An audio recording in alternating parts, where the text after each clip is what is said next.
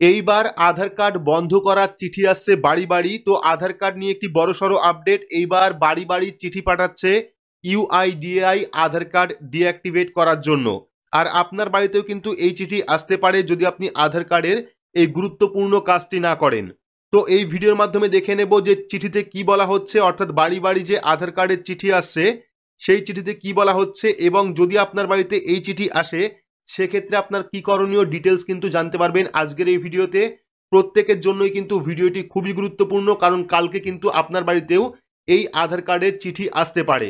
তো ভিডিওটি শুরু থেকে শেষ পর্যন্ত অবশ্যই দেখবেন। ভিডিওটি ভালো লাগলে লাইক করবেন, চ্যানেলটিকে সাবস্ক্রাইব করে পাশে রাখা বেল আইকনটি প্রেস করে নোটিফিকেশন অল করে রাখবেন, সবার সুবিধার্থে ভিডিওটি শেয়ার করবেন।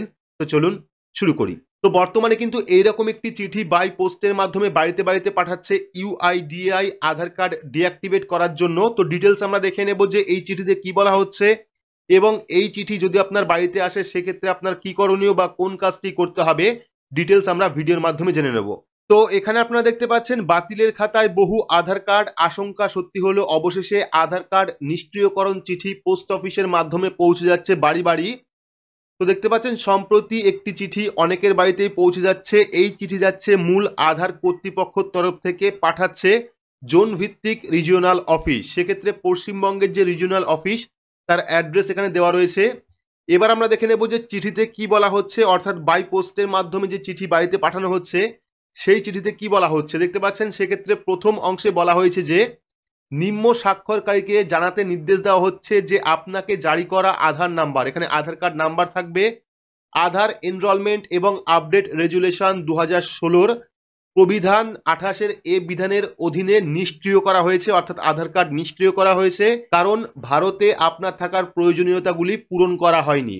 এবং চিঠির দ্বিতীয়াংশে বলা হয়েছে এই ধরনের নিষ্ক্রিয়করণের বিষয়ে কোনো অভিযোগ থাকলে তা আঞ্চলিক কার্যালয়গুলির মাধ্যমে কিন্তু নিষ্পত্তি করতে পারবেন। আঞ্চলিক অফিসের তালিকা এবং ঠিকানা কিন্তু আপনারা চিঠির মধ্যেই পেয়ে যাবেন। তো এবার এই যে চিঠি পাঠাচ্ছে এই চিঠির অর্থ কি? তো এই চিঠির অর্থ হলো এই আধার নিষ্ক্রিয়করণ করার পর থেকে আর সেই আধার কার্ড দিয়ে কোনো রকম কাজ করা যাবে না। তাহলে আপনি কি করবেন, অর্থাৎ যদি আপনার আধার কার্ড ডিঅ্যাক্টিভেট হয়ে যায় সেক্ষেত্রে আপনি কি করবেন, যেহেতু একজন ব্যক্তির নামে একটা আধার কার্ডই ইস্যু করা হয়, দ্বিতীয়বার কিন্তু আপনি আর আধার কার্ড তৈরি করতে পারবেন না।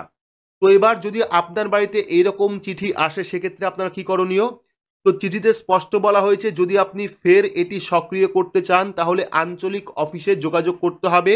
অর্থাৎ এই ধরনের চিঠি ইস্যু হয়ে গেলে আর কোনো লোকাল সেন্টার বা আধার সেন্টার, ব্যাংক বা পোস্ট অফিসে গিয়েও কিন্তু আপডেট করা যাবে না আধার কার্ড, তার জন্য কিন্তু নিজ নিজ রিজিওনাল অফিসে যোগাযোগ করতে হবে। এছাড়াও কিন্তু আপনারা টোল ফ্রি নাম্বার 1947-এ ফোন করতে পারেন। তো আধার পরিষেবা কেন্দ্রের এক ইনচার্জের দেওয়া তথ্য অনুযায়ী যদি এই সময়ে বিগত 10 বছরের মধ্যে আধার কার্ডে কোনো রকম সংশোধন করে থাকেন তাহলে ইকেওয়াইসি অবশ্যই হয়েছিল। কিন্তু এমন অনেকে রয়েছে যাদের ঠিকানা মোবাইল নাম্বার একই থাকে, আধার কার্ড তৈরির পরে অন্য কোনো উপায়ে পরিবর্তন করা হয়নি, অর্থাৎ আধার কার্ড আপডেট করা হয়নি। এই ধরনের আধার কার্ডধারীদের জন্য কিন্তু ইকেওয়াইসি বাধ্যতামূলক। ইকেওয়াইসি না করলে কিন্তু আধার কার্ড বাতিল হতে পারে।